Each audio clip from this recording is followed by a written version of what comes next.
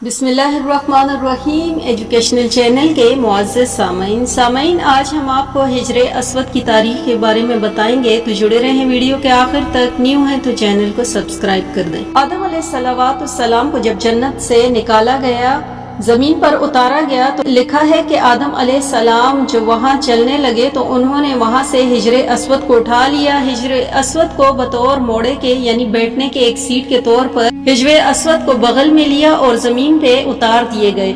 और दूसरी रिवायत में आता है कि जिस रात में आदम अलैहिस्सलाम को आसमान से जमीन पर उतारा गया, उस रात में आदम अलैहिस्सलाम बड़े वहशत महसूस कर रहे थे, बड़े मायूस, पूरी इस दुनिया के हू के आलम में अकेले रात को बैठे हैं और बड़ी एक मायूस और वहशत तारी है। इस रात में अल्लाह तबारक व तआला ने जन्नत के दो जवाहिर यानी एक हिजरे अस्वद और दूसरा मकाम इब्राहिम, ये दो पत्थर अल्लाह तबारक व तआला ने इस रात में आदम अलैहिस्सलाम के साथ उतार दिए। जब सुबह की रोशनी फैली तो आदम अलैहिस्सलाम ने अपने पास ये दोनों पत्थर पड़े देखे, पहचान गए कि ये तो जन्नत के मेरे साथी हैं, कि जन्नत के जवाहिरात में आपने दोनों को लेके सीने से लगाया, उनको बगलगीर हुए और उनसे तस्कीन हासिल करने लगे। ये वो जन्नत का एक सामान मेरे साथ आ गया। इस तरीके से अल्लाह ने इन दोनों पत्थरों को जमीन पे उतारा। और अजीब बात है कि एक हदीस में आता है कि आदम अलैहिस्सलाम जो हिजरे अस्वद लेकर आए थे, असल में हिजरे अस्वद एक फरिश्ता था। जब आदम अलैहिस्सलाम को जन्नत में अल्लाह तबारक व तआला ने आबाद किया और एक फरिश्ते की निगरानी लगा दी कि आदम अलैहिस्सलाम की निगरानी करें, वो इन तमाम की तमाम जनती इनके लिए मुबाह है, लेकिन ये जो एक दरख्त है, इस दरख्त के खाने से इनको मना किया गया, तो तुम इसकी निगरानी करते रहो, कहीं आदम अलैहिस्सलाम उस दरख्त का फल न खा लें। चुनांचे ये फरिश्ता जो है वो आदम अलैहिस्सलाम की निगरानी करता रहा। आदम अलैहिस्सलाम भी मोहतात रहे और जन्नत के अंदर वक्त गुजरता रहा। जब तबारक व तआला को तकवीनी तौर पर मंजूर था कि आदम अलैहिस्सलाम फल खाएं और फिर आगे सारा पड़ोसी जो हुआ, ये तकवीली निज़ाम है, अल्लाह के यहाँ ये होना था, ये मुकद्दर था। तो अल्लाह तबारक व तआला ने आदम अलैहिस्सलाम से इस फरिश्ते को ओझल कर दिया, यानी आदम अलैहिस्सलाम को फरिश्ते दाएं बाएं कहीं नजर नहीं आया।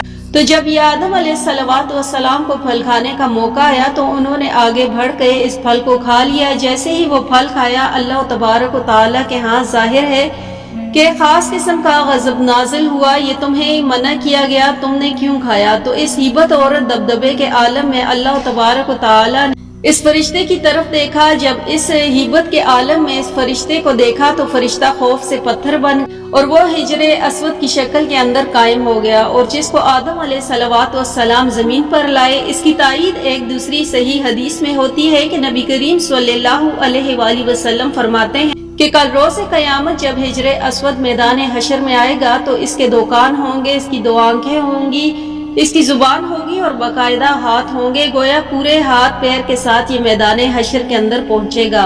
और साथ ही नबी करीम सल्लल्लाहु अलैहि वसल्लम ने फरमाया, क्योंकि हिजरे अस्वद असल में एक फरिश्ता था, वहाँ अल्लाह तबारक व तआला दोबारा इसको इन्हीं अज़ा के साथ जाहिर कर देंगे और वहाँ पहुँचकर फिर दुनिया के अंदर इनको बोसा करने वाले जो लोग हैं इनके हक में गवाहियाँ देंगे।